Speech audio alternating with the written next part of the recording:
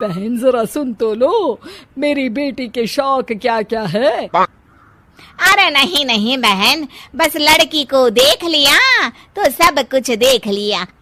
आप ना शादी की तैयारी करो, और वो जरा सामान की लिस्ट भी दी है ना मैंने। हाँ बहन जी, सारा सामान शादी से एक दिन पहले ही आपके दरवाजे आ जाएगा।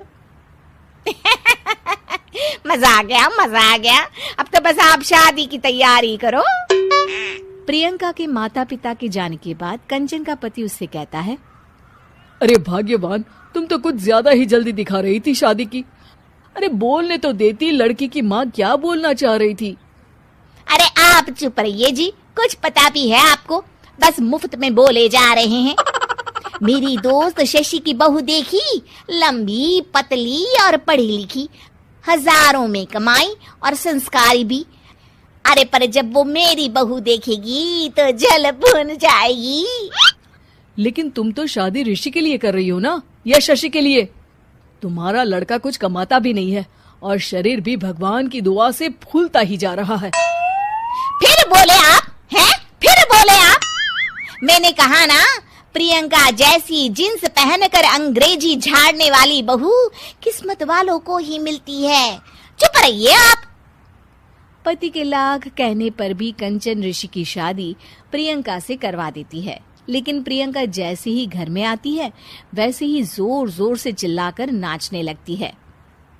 आज मेरे यार की शादी है, आज मेरे यार की शादी है। अरे नाचो मां नाचो। आज मेरे यार की शादी है। कंचन, उसका पति और ऋषि ये देखकर हैरान रह जाते हैं। लग रहा है बहू को शादी की बड़ी खुशी है। हाँ हाँ, बहू क्यों नहीं, हम भी नाचेंगे। अरे नाचो नाचो जी, मुंह क्या देख रहे हो? चलो चलो नाचो, बहू कह रही है। कंचन ये कहकर प्रियंका के साथ नाचने लगती है। ऋषि और उसके पिता वहां से चले जाते हैं। अगले दिन कंचन अपनी सहेलियों को प्रियंका से मिलवाने के लिए घर बुलाती है, जहाँ शशि भी आती है। अरे शशि, कैसी हो? मैं ना तुम्हें प्रियंका से मिलवाती हूँ। अरे सच में बहुत ही एडवांस सोच की लड़की है। कितने मॉडर्न ख्यालात है उसके, पता है तुम्हें? अरे हाँ कंचन, जरूर। बच्चों की शादी अच्छी ही होनी चाहिए। और वैसे भी तुझे तो शुरू से ही ऊंचे ख्याल की बहू चाहिए थी। तभी कंचन की सहेली कहती है, अरे कंचन, बुलाओ ना प्रियंका को, हम भी मिल ले। अरे बहू प्रियंका, जरा बाहर तो आना।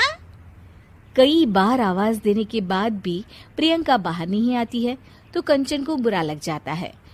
वो उसे लेकर बाहर आती है, लेकिन ये क्या, प्रियंका लड़खड़ाती हुई बाहर आती है और उसके हाथ में शराब की बोतल होती है। हालांकि शराब पीना स्वास्थ्य के लिए हानिकारक होता है और ये हमारी किडनी के लिए बहुत ही खतरनाक है, लेकिन कंचन की बहू प्रियंका पूरे नशे में होती है। अरे इतने सारे लोग। ये कहकर वो शशि के पास जाती है। आंटी जी, पत्ते खेलेंगी? पत्ते? अरे दूर हो, दूर हो, तुम्हारे मुंह से तो शराब की बदबू आ रही है। अरे कंचन, माना तुम्हें मॉडर्न बहू चाहिए, लेकिन आधुनिकता का मतलब ये तो नहीं ना। बुरा ना मानना कंचन, तुम्हें पता था कि तुम्हारे बेटे की कमाई और शरीर दोनों ही ठीक नहीं है, तो तुम्हें उसी हिसाब की लड़की से शादी करवानी चाहिए थी। ऐसा कहकर सभी औरतें वहां से चली जाती है।